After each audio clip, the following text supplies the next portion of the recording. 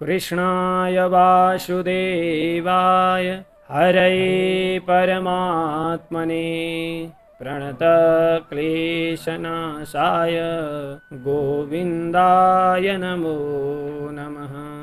भन्नुष भागवत भगवान को, श्री सद्गुरुदेव भगवान को, श्री वेद व्यास भगवान को, श्री शुकदेव जी महाराज को, राष्ट्रदेव पशुपतिनाथ को, वृंदावन बिहारी लाल को, तीर्थमयी नेपाल जननी को, जय जय श्री राधे श्याम। परम मंगलमय अनंतानंत कल्याण गुणगण निलय निवृत्त निकुंज बिहारी रासरासेश्वर भगवान श्रीहरि सर्वेश्वर श्री कृष्ण मधुसूदन को साक्षात वाङ्मय प्रतिमूर्ति श्रीमद् भागवत महापुराण 10 को सायंकालीन स्वाध्याय कक्षा विशेषमा हामी सदा चाहिँ उपस्थित भइसकेका छौँ। हामी प्रतिदिन यस दिव्य सायंकालीन स्वाध्याय कक्षाका माध्यमबाट श्रीमद् भागवत महापुराण भित्र अन्तर्निहित श्रीकृष्ण तत्त्वको अन्वेषण गरिरहेका, भागवत भित्र निहित हुनुभएका भगवान श्रीकृष्णको त्यो स्वरूप माधुरी, लीला माधुरी अनि वात्सल्यमा खोज गरिरहेका। हामी तृतीय स्कन्धमा छौँ। तृतीय स्कन्धमा विदुरजी र मैत्रेयजी महाराजको दिव्य संवाद चलिरहेको छ। विदुरजी महाराजलाई मैत्रेयले भागवत तत्त्व वर्णन गर्ने क्रममा सृष्टिको उपक्रमलाई वर्णन गरिराख्नु भएको छ। हामी 11 अध्यायमा छौँ। पूर्व प्रसङ्गमा 10औं अध्यायमा प्राकृत र वैकृत सृष्टिको प्रसङ्गलाई विदुरजी महाराज सामु मैत्रेयजी महाराजले वर्णन गरेर सुनाउनु भएको छ। 10 प्रकारका सृष्टि, त्यसमा पनि प्राकृत वैकृत। ती सृष्टिहरूमा पहिलो महतत्वको सृष्टि, दोस्रो पञ्चमहाभूत आदिको सृष्टि, अनि ज्ञानेन्द्रिय कर्मेन्द्रियको सृष्टि, अनि देवताहरूको तिनीहरूका अधिष्ठात्री देवताहरूको सृष्टि र अज्ञानको सृष्टि, यिनीहरूलाई प्राकृत सृष्टि भनियो। अनि वैकृत सृष्टिमा अरू देवता आदि, तिर्यक, पशुपक्षी आदि गरिएका अनि वनका वृक्ष आदिको सृष्टि। त्यस्तै गरेर अन्तिममा कुमारहरू, सनत कुमार आदि 4 कुमारहरूको सृष्टिलाई प्राकृत र वैकृत दुवै सृष्टिका रूपमा मानियो। उभयात्मक सृष्टि चाहिँ मानिएको थियो। यसरी हामीहरूलाई प्राकृत र वैकृत सृष्टिका माध्यमद्वारा 10 प्रकारका ब्रह्माजीले गर्नुभएका सृष्टिका कुरा मैत्रेयजीले विदुरजीलाई सुनाउनु भयो। र अब अगाडि 11 अध्यायमा हामी प्रवेश गरौँ। मैत्रेयजी विदुरजीलाई के कस्ता प्रसङ्गहरूको वर्णन गरेर सुनाउनुहुन्छ। मैत्रेय उवाच चरमः सद्विशेषाणाम् अनेको संयुतः सदा परमाणु सविज्ञेयो नृणामैक्यभ्रमो यतः। परमाणु भनेको के हो भन्ने विषयमा यहाँ वर्णन गर्दै हुनुहुन्छ। सद्विशेषाणाम्, पृथ्वीका अंशहरूमा, पृथ्वी तद्विशेषाणाम् भनेको अंशानाम्, पृथ्वीका अंशहरूमा पनि असंयुतः, जुन ती अंशहरूको समुदाय नभएको अवस्था, एकत्रित नभएको अवस्था। त्यो कस्तो छ त भनेको अनेक छ, कुनै कार्य विशेषका लागि एकत्रित भएको छैन यस्तो अवस्था। फेरि सदा भनेको त्यो प्रलय पर्यन्त रहन्छ। यस्तो जुन चरम त्यो अन्त्य अवस्था छ, अंशको पनि अन्त्य अवस्था, त्यसलाई नै के भन्यो, सब परमाणु विज्ञेय, त्यसलाई परमाणु भनेर भन्नु अथवा जान्नु, परमाणु जान्नु भनेर भन्नु। अब यत जुन परमाणुका कारणले गर्दा नै नृणाम मनुष्यहरूमा ऐक्यको भ्रम हुन्छ भनेर यसरी यहाँ बताउनु भयो। अब अगाडि दोस्रो श्लोकमा भन्नुहुन्छ परम महानका विषयमा। सबैभन्दा सूक्ष्माति सूक्ष्म पदार्थको एकाइ भनेको परमाणु हो। हेर्नुहोस् त, हाम्रा ग्रन्थले परमाणु तत्त्वलाई कुबेला वर्णन गरेका थिए। अणुका आविष्कारक भनेर अल्बर्ट आइन्स्टाइनलाई मानिन्छ होइन, कि कसलाई मानिन्छ भन्नु त। तर ग्रन्थहरूमा परमाणु पदार्थको परिमाणलाई यहाँ यसरी श्लोकबद्ध रूपमा, छन्दोबद्ध रूपमा ग्रन्थकारहरूले बताउनु भएको छ। अब परम महान, सबैभन्दा ठुलो महत्तम आकार के हो त पदार्थको भन्दा यहाँ बताउँदै हुनुहुन्छ। सतएव पदार्थस्य स्वरूपावस्थितस्य यत् कैवल्यं परम महान् न विशेषो निरन्तरः। स्वरूपावस्थितस्य, स्वरूपे अवस्थितस्य भनेको प्रलयकालीन अवस्थामा आफ्नो जुन यथार्थ स्वरूप छ त्यही स्वरूपमा अवस्थित भएका। अविशेषः भनेको निर्विशेष, अनि निरन्तरः भेदरहित भएर यस्तो अवस्थामा रहेको। सतएव पदार्थस्य, त्यो पृथ्वी आदि पदार्थहरूको नै कैवल्यम, एकताको जुन भाव छ त्यसलाई नि के भन्यो, परम महान भनेर भन्यो। प्रलयादि अवस्थामा जो निर्विशेष भेदरहित एकत्वको भावमा जो पदार्थ रहन्छ त्यसैलाई नै के भन्यो परम महान भनेर भन्यो भनेर यहाँ बताउनु भयो। अब अगाडि भन्नुहुन्छ एवं कालोप्यनुमितः सौक्ष्मे स्थौल्ये च सत्तम संस्थान भुक्त्या भगवान् नव्यक्तो व्यक्त भुक् विभुः।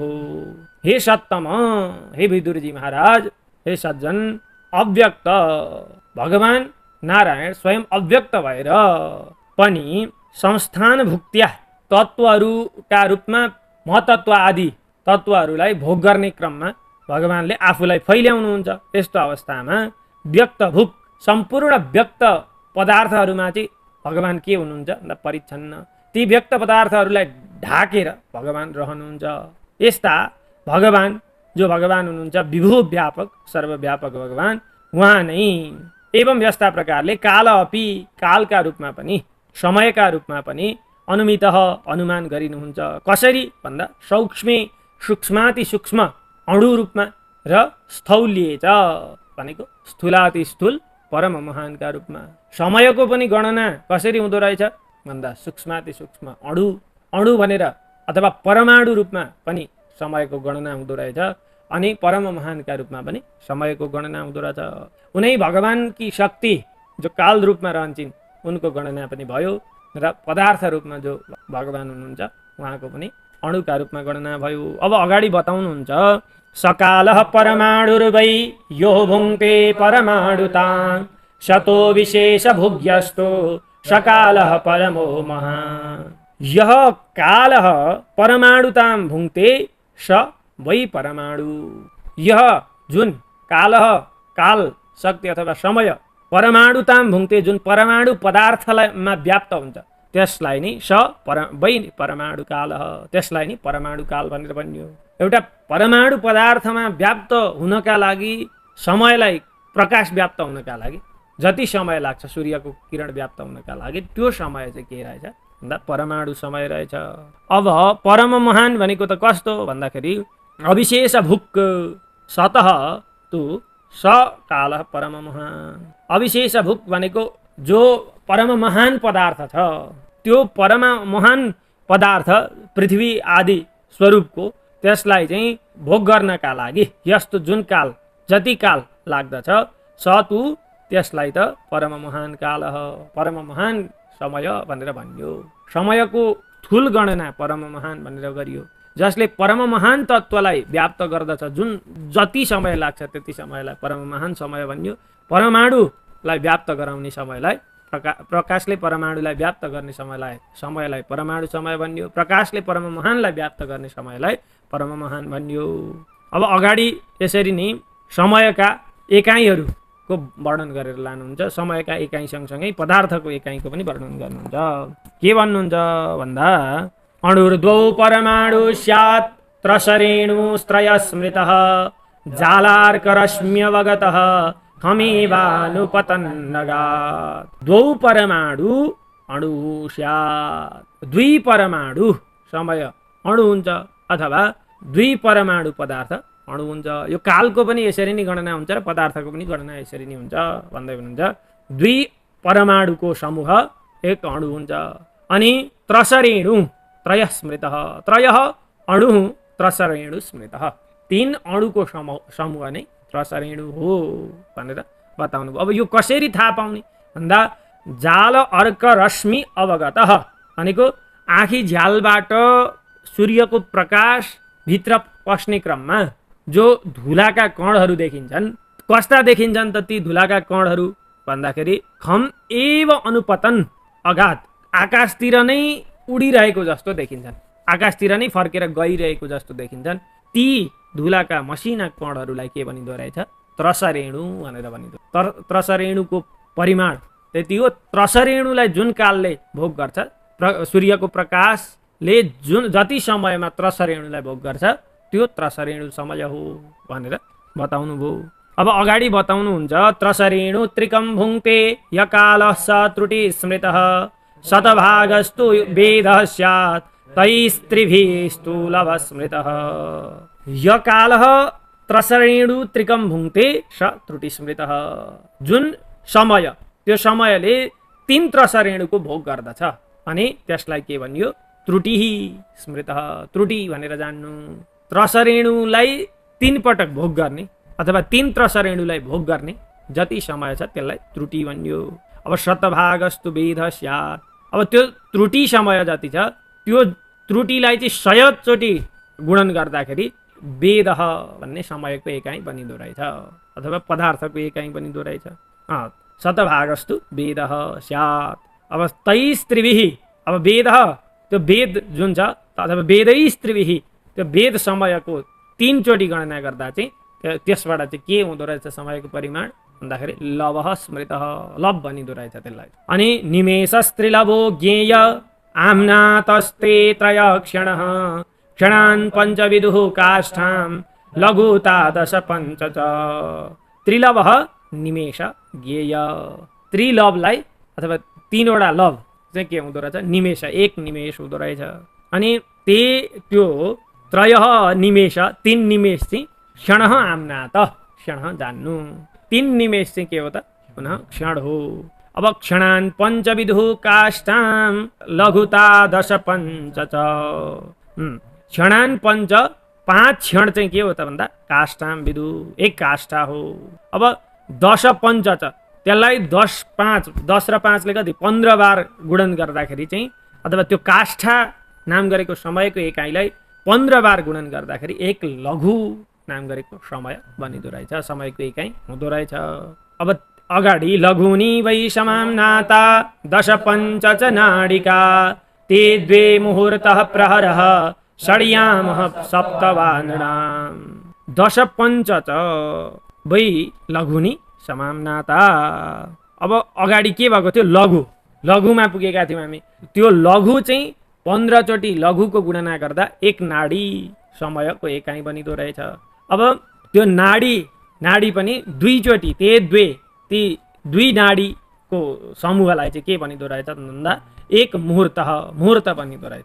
अब सप्त षट मुहूर्तः प्रहरः, 6 र 7 जोड्नु, 13 चोटि त्यसलाई जोड्दाखेरि के भयो, त्यो चाहिँ प्रहर भयो। अब नृणाम त्यसैले मनुष्यहरूले त्यही प्रहरलाई के भन्छ त भन्दाखेरि याम पनि भन्छ।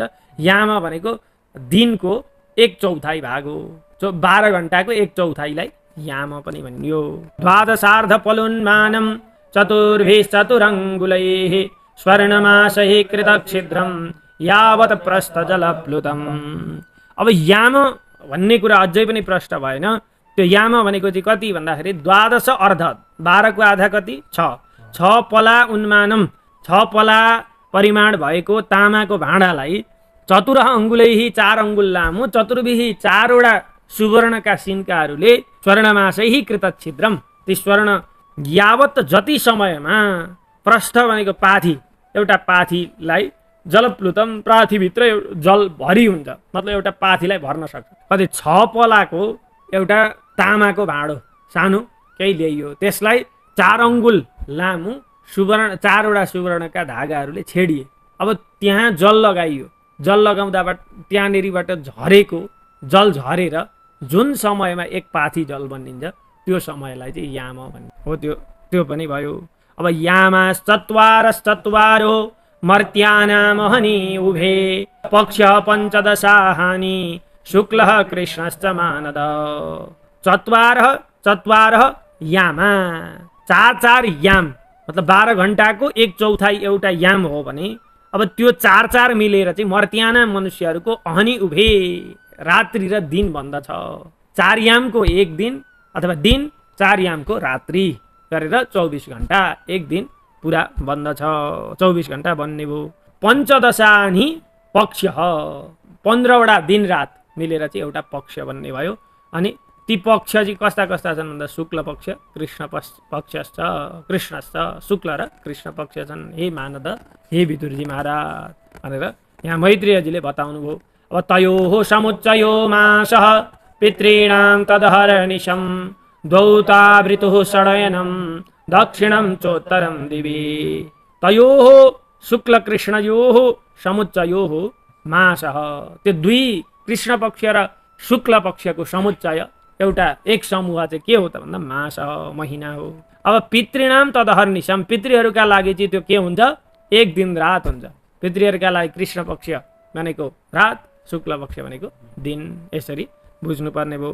अब तौ द्वौ ऋतुहु, अब ती दुई मास भइसकेपछि के हुन्छ त ऋतु हुन्छ, अथवा मासको दुई मासको समूहलाई एउटा ऋतु भनियो। अनि षट अयनम, मासको छवटा अथवा छवटा मासको समूहलाई के भनियो अयन भनेर भनियो। अयन पनि दुई प्रकारका छन्, दक्षिणायन र उत्तरायण, दक्षिणम उत्तरम छ। अब दिवी भनेको स्वर्गमा देवताहरूले चाहिँ ती दुई अयनलाई के भन्छन् त भन्दाखेरि अयने च अहनी प्राहु, उनीहरूका लागि ती दुई चाहिँ रात दिन हुन्छन्। देवताहरूका लागि चाहिँ उत्तरायण भनेको दिवा र दक्षिणायन भनेको रात देवताहरूको प्राहु। अब वत्सर द्वादश स्मृत, द्वादश मास वत्सर स्मृत, 12 मासलाई चाहिँ के भनिन्छ एक वर्ष भनेर भनिन्छ। सौर्यमानले गर्दाखेरि, सूर्यको मान गणना गर्दाखेरि वत्सर, त्यो वत्सर चाहिँ एक वर्ष हो। संवत्सर शतम नृणाम परमायु निरूपितम, नृणाम मनुष्यहरूको चाहिँ परम आयु चाहिँ कति भन्दा संवत्सर शतम 100 वर्षसम्मको निरूपितम निरूपण गरिएको छ। मनुष्यहरूको परम आयु 100 वर्षसम्म निरूपण गरिएको छ। अब ग्रहलक्ष तारा चक्रस्थ परमाण्वादिना जगत संवत्सरावसानेन पर्येत्य निमिषो विभुः, अनिमिषः विभुः, अनिमिषः भनेको कालात्मा, विभुः सूर्य भगवानले ग्रहरक्ष तारा चक्रस्थ, ग्रह नक्षत्र ताराको यो भूगोलभित्र रहेको परमाणुवादिना जगत, परमाणुदेखि लिएर जति पनि परम महानसम्मको यो संसारको सृष्टि रूप ब्रह्माण्ड छ हो, यसलाई चाहिँ संवत्सर वसानेन एक वर्षभित्रमा के गर्नुहुन्छ पर्येति भ्रमण गर्नुहुन्छ। भगवान सूर्यले पुरा ब्रह्माण्डको एक वर्षमा एकपटक 12 राशियात्मक भनौँ न 12 राशियात्मक यो भूगोलको पुरा एक वर्षमा भ्रमण गर्नुहुन्छ। संवत्सरः परिवत्सरः इडावत्सर एव च अनुवत्सरो वत्सरश्च विदुरैवं प्रभाष्यते। अब यो संवत्सरको गणना सौर्य गणनाबाट संवत्सर एक वर्षलाई, परिवत्सर बृहस्पतिबाट, इडावत्सर भनेको नक्षत्रहरूबाट, अनि अनुवत्सर चन्द्रमाबाट र वत्सर भौम आदि ग्रहहरूबाट गनिने वर्षका नाम हुन्। एवं प्रभाष्यते, यसरी गणना हुन्छन् भन्ने कुरो हो। यी वर्षका नाम हुन् विशेष गरेर। अगाडि यहाँ अब मैत्रेयजी भन्नुहुन्छ यः सृज्य शक्तिमुरुधोच्छ्वसयन् स्वशक्त्या पुंसो भ्रमाय दिविधावति भूतभेदः कालाख्यया गुणमयं क्रतुभिर्वितन्वं तस्मै बलिं हरत वत्सर पंचकाय। यह सूर्य, जो सूर्य भगवानले स्वशक्त्या आफ्नो शक्तिद्वारा सृज्य शक्तिम, सृष्टि शक्तिलाई अथवा पोषण शक्तिलाई, सूर्य भगवानका प्रकाशमा के छ त भन्दा पोषण शक्ति छ। भगवान सूर्यको प्रकाश पाएर नै पृथ्वीका यावत जीवजन्तु वृक्ष लता जति छन् तिनीहरूले आफूलाई विकसित गर्ने हुन्। हो त्यही सृज्य शक्ति, त्यो शक्ति सृज्य शक्ति, त्यसलाई चाहिँ उरुधा भनेको व्यापक धेरै, उच्छ्वासयन भनेको प्रसारित गर्दै गर्दै, अनि क्रतुभिः भनेको यज्ञहरूद्वारा गुणमयम गुणमय भोग्य पदार्थहरूको वितरण गर्दै गर्दै भूतभेदः पुंसः अभ्रमाय भनेको आकाश रूप अथवा आकाशमान स्वयं आकाश स्वरूप धारण गरेर पुंसः मनुष्यहरूको अभ्रमाय भनेको निद्रा तन्द्रा आलस्य आदि सबै व्यवहारहरूलाई हटाइदिनका निमित्त दिवी आकाशमा धावती धाउनुहुन्छ, बिहान उदाउनुहुन्छ, रातमा अस्ताउनुहुन्छ। यस्ता कालाख्यया भनेको काल रूप अथवा समय स्वरूप मानिने हुने वत्सर पञ्चकाय, 5 प्रकारका वत्सरको काय स्वरूपलाई धारण गर्नुहुने अथवा सूर्यकै कारणले 5 प्रकारका वत्सरहरूको सम्भावना छ। यस्ता भगवान सूर्यलाई, तस्मै सूर्य भगवानलाई बलिम भरत भनेको उहाँको के गर्नुहोस् पूजा गर्नुहोस् भनेर यसरी यहाँ मैत्रेयजी महाराजले विदुरजी महाराजलाई समयको सूक्ष्माति सूक्ष्म अणुदेखि स्थूलाति स्थूल महानसम्मको व्याख्या गर्नुभयो। त्यस्तै गरेर पदार्थ पनि सूक्ष्माति सूक्ष्म परम महानसम्मको वर्णन गरेर, परमाणुदेखि परम महानसम्मको वर्णन गरेर यहाँ सुनाउनु भयो। अब विदुरजी महाराजले अगाडि के कस्ता प्रश्नहरू पुनः मैत्रेयजी सामु राख्नुहुनेछ हामी अघिल्लो स्वाध्याय कक्षामा यहाँदेखि अगाडिका चर्चा प्रसङ्गहरूलाई अवश्य श्रवण गर्नेछौँ। आजको यो स्वाध्याय कक्षा भगवान् श्रीकृष्णका श्रीचरणमा विश्राम गर्दछु। कृष्णाय वासुदेवाय हरे परमात्मने प्रणतक्लेशनाशाय गोविन्दाय नमो नमः। भन्नुहोस् भागवत भगवानको